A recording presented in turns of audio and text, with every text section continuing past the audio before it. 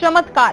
આમ તો આજના સમયમાં આ શબ્દ પર વિશ્વાસ ન આવે, પરંતુ મહેસાણાના દેલોલી ગામમાં કંઈક એવી ઘટના બની જેને લઈ કુતૂહલ ચોક્કસપણે સર્જાયો છે. જોઈએ શું છે આ ઘટના જેને ગામ લોકો માની રહ્યા છે ચમત્કાર.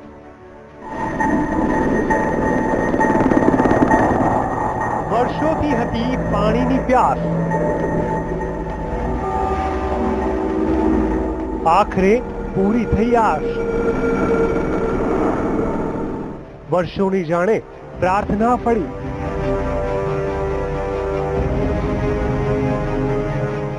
રણમાં જાણે મીઠી વીરડી મળી.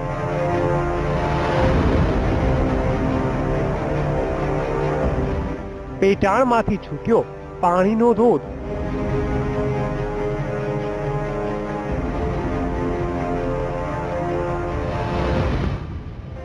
આ તે ચમત્કાર કે કોઈ શોધ?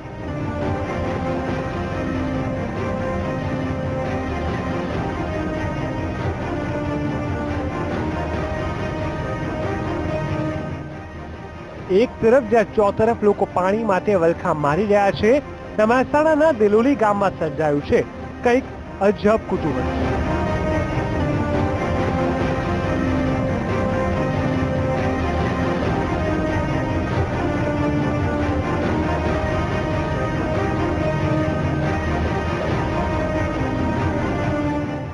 જે ગામમાં 1000 ફૂટની ઊંડાઈએ પણ પાણી નથી મળતું અને સદનસીબે મળે તો પણ ખારું નીકળે છે, ત્યાં કંઈક એવું બની ગયું કે સૌ કોઈ અચંબિત થઈ ગયા. વર્ષ 2001માં આ ગામમાં કૂવો ખોદવામાં આવ્યો, પરંતુ પાણી નહીં મળતા તેને એમ જ છોડી દીધો અને 2 માસ પહેલા ભેદી અવાજ બાદ આ કૂવામાં છૂટ્યો પાણીનો ધોધ.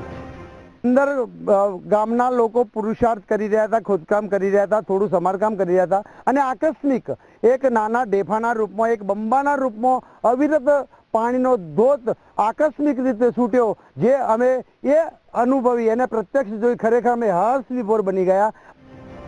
આ કૂવો બ્રહ્માણી માતાના કૂવા તરીકે ઓળખાય છે.